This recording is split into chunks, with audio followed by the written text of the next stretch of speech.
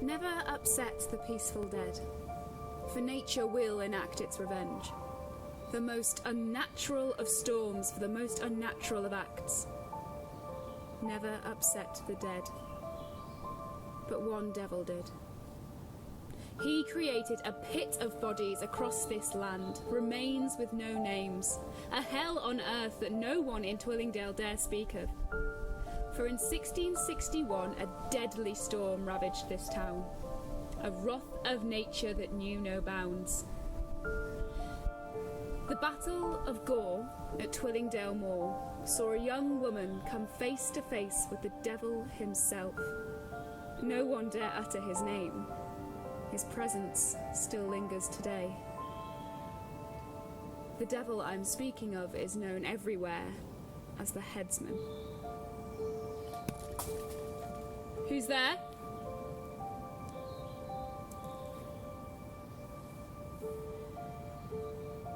Nature cannot mask the deathly hell, for here is where the lost souls fell.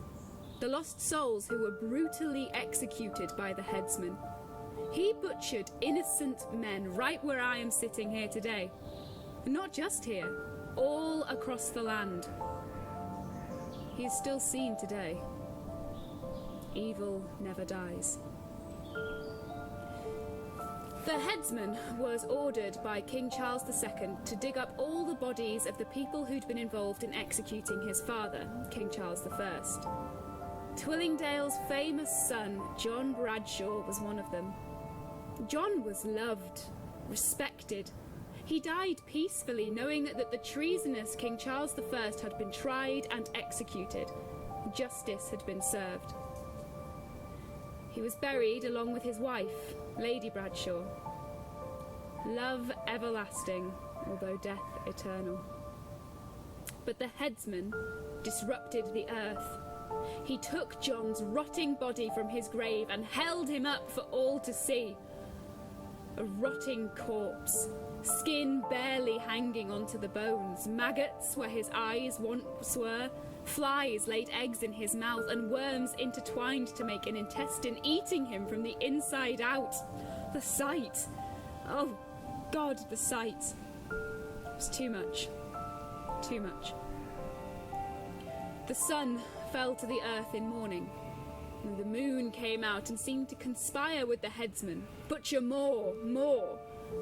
The headsman cackled so loudly it echoed across the land. Corpse after corpse after corpse, with 3-meter spikes through their bodies like skewers. The birds pecked at their faces, and King Charles II made a platter from their remains for his hounds.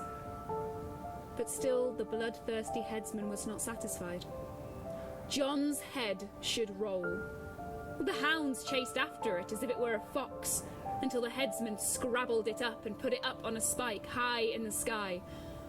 To him, brutality was beautiful. Lady Bradshaw died many years before John, but at the sight of her beloved husband's body, her spirit rose from its slumber. Her scream tore the sky in two, and thunder and lightning broke out across the land. Her rage caused a hurricane so fierce that John's head fell back down to earth. Desperate to protect her husband, she picked it up and ran with it back to Twillingdale Moor, so that she could lie with him again. Back to the place he loved the most, the place of his birth. But the headsman took her body from her grave and held it up with his bare, stinking hands. He chased her, holding her own rotting corpse through the field of blood and mud and mangled men. He stopped and tore one body into 4 pieces. He made me watch him butcher me. A young homeless woman watched on, a reckless free spirit. She watched him. He knew she was watching. She remained still, but he knew she was there. And she was next. He chased her across the moor too. He grabbed at her feet and dragged her back. He ravaged her and tore the skin from her body while she was still breathing. He hung each piece from the branches of the trees, and her blood ran through the moor like a river. The trees shed their leaves in mourning. The headsman thought he had won, but just as he was about to chop off the woman's head, Lady Bradshaw seized his sword and split him down the middle. His guts hit the floor before his body did. No more. Lady Bradshaw continued to roam the moor. Nothing grew anymore. Nature mourned the dead. The birds fled and the butterflies stopped dancing.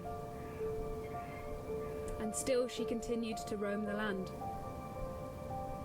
And still